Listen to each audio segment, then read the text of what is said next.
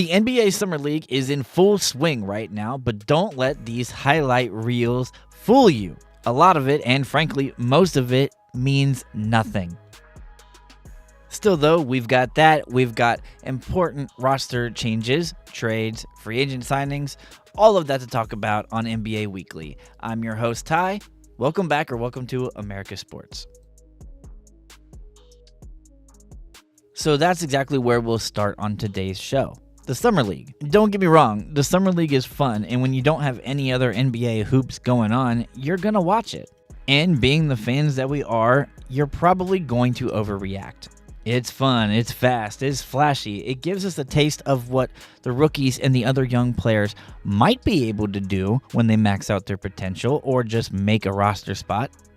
Someday, but let's be real. History shows us that dominating in July doesn't always translate to stardom, and struggling in Summer League really doesn't mean anything at all. It certainly doesn't mean that somebody's going to be a bust. Now, maybe if you're a third, fourth year guy, then you should at least play pretty well. Like Darius Bazley, for example. If he didn't play well in this Summer League, that is not a good look. So for guys who are really trying to make the roster or at least stay in the league or the G League, it's really important for them. The Dallas Mavericks and the LA Lakers was maybe the most anticipated Summer League game that I can remember, maybe other than Wemby's debut. And Wemby and Cooper Flagg both struggled to shoot the ball. They did other things well because they're just naturally really great players. But they didn't shoot the ball well, and this led to just a great comment section of overreactions. And it goes both ways, but a lot of people were coming out to say that Cooper Flagg was a bust after the first game. And my God, I love going to comment sections after games like this because the ridiculousness is such at a high level that it's top tier content to read. So I've got a segment for you here, and it's highlighting some really bad comments. The dumbest comments of the week. We'll start with the much anticipated debut of Cooper Flagg. As you can see right here, two obviously idiotic takes. Calling someone overrated and a bust after one Summer League game that doesn't matter at all what the results are is a stupidly wild take. The person calling Cooper Lamar Odom Jr. is not a diss at all. Lamar Odom had a nice career and won some championships.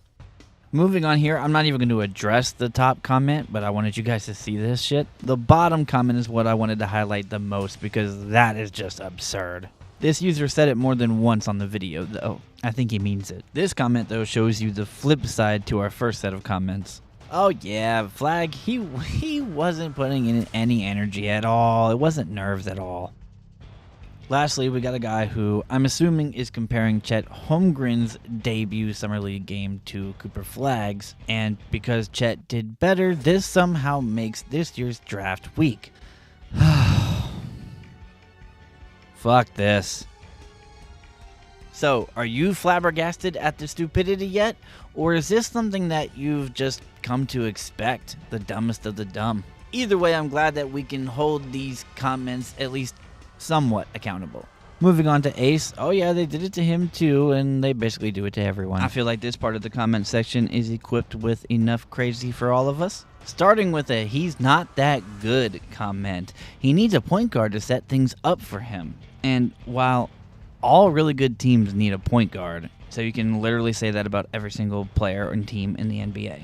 The only comment I can get with here is he just needs the weight room. And yeah, that's true for all young players coming in the league. For the next comment, though, talking about this is Cooper Flagg fans doing this, well, he's just making an accusation here. He doesn't know this commenter at all. And this same guy commented a lot on this video. And then the last one complaining about Ace complaining about where he wanted to go. People are only going to remember that for the Summer League and maybe a little bit of preseason. People ain't even going to touch on that after a year or two. All right, last one. And this one isn't recent. This is from Wemby's Summer League debut. And a lot of comments have been deleted in the 2 years since his debut. Smart thinking. But there are a lot of people who kept comments out there. Let's go find them.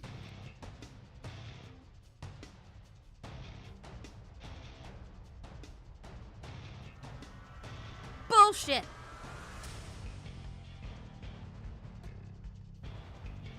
Bullshit.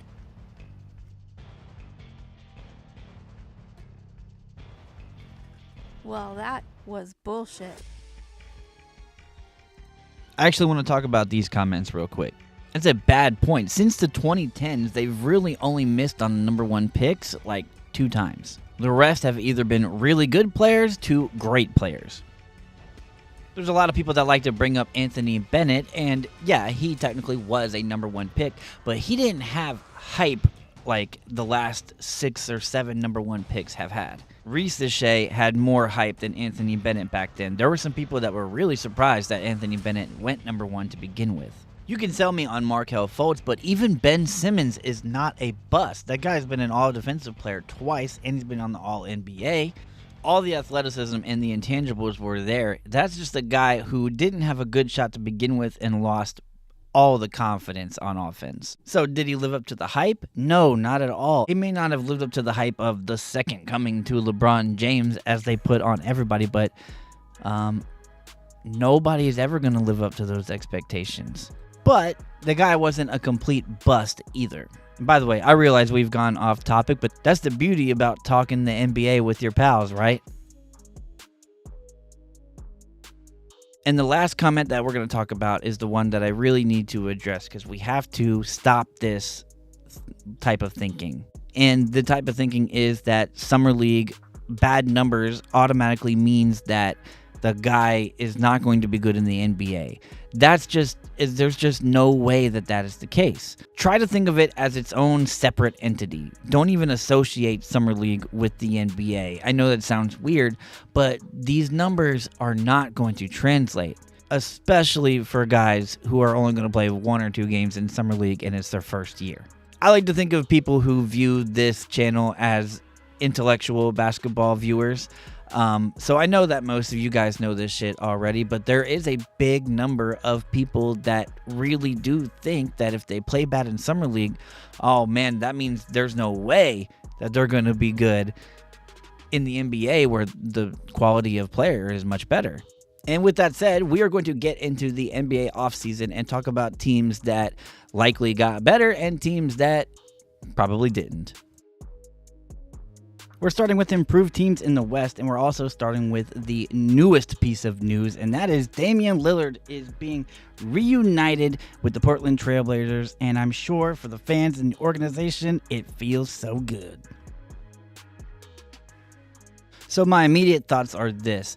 To the fans, to the organization, this is a no-brainer. Of course you want Damian Lillard back, even if he's going to miss the entire season or not.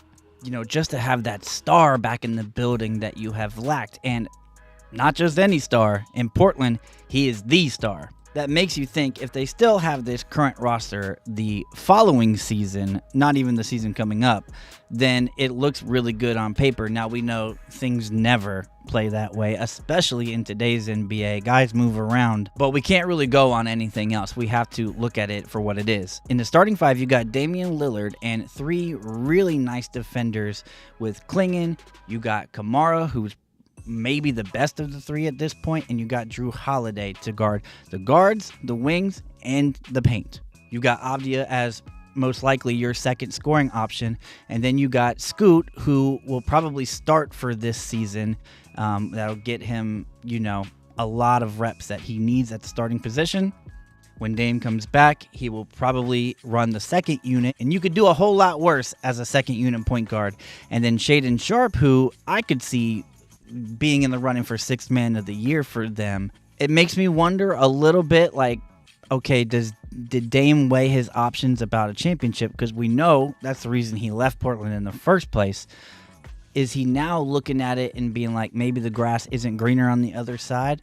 Maybe I just go back home? If I was him, and I'm not him, obviously, but I would have stayed in the East, and I probably would have looked at Orlando. Orlando or Miami probably would have been my 2. Imagine Orlando with Damian taking this pay cut.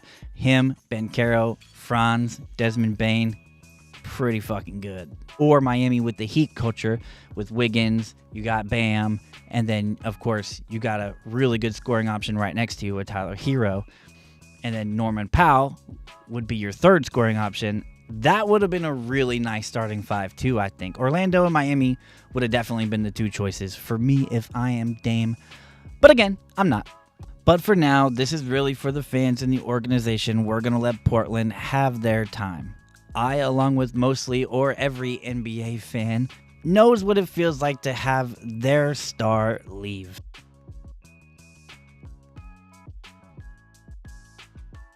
Next up, we're going to talk about Bradley Beal and the LA Clippers.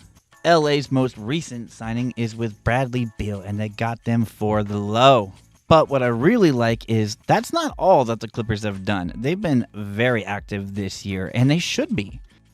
Some people on a certain network are saying that the Bradley Beal move does nothing for the Clippers, and I wholeheartedly disagree. See, I really like what the Clippers have done before this, and yeah, I like it even more now. It's a guy that can shoot, and he's always been a nice scorer, even big time at times, and this just gives LA even more options than they already had. Sure, people have kind of thrown dirt on his name recently because of the Phoenix thing, but when the Clippers start playing, that will be quickly forgotten and in the past. And if one or maybe possibly even two of the big stars go down, they know that they have backups in LA here that can hold the fort down. And guys like Chris Dunn and Bogdanovich, Derek Jones Jr., we saw them do it last year. And now they have Brook Lopez coming off the bench as well. I mean, this is nice, fellas. This is nice. Now, as we all know, this team is not getting any younger, so injury is going to play a major role into this, most likely. Typically, when Kawhi plays a good portion of a season for really any team, the team ends up with a pretty good record. They've got one of the best coaches in the league. They traded Norm Powell away, but Beal is that replacement, and John Collins just entered his prime last year. Now, I don't think they will get the 2 seed, but it will not be because of skill and depth. It'll be because of the injuries. They will likely shoot for the 3, and that could ultimately end up biting them in the ass. Not saying they can't beat OKC, but man, that's just... being in the 4 or the 5 seed in the West right now is just rough because you're going to play a team that's very equal to you in the first round, and then you're going to have to go to OKC right after it because OKC's likely going to be the 1 seed again. That's my prediction right now in the middle of July. They, to me, right now, on paper, are the second best team in the West, but they will not have the second best record in the West. And with all that said, what do you say we wrap this week up, huh? Next week, we're going to talk about who got better in the Eastern Conference. For Volume 2 next week, we're going to talk the NBA Cup as well. We're also getting back into football. We're going to be doing division predictions starting next week, and we'll see if my hot predictions stay hot. But for now, chew on that and let me know what you guys think in the comments section below, and you'll see me in the next one.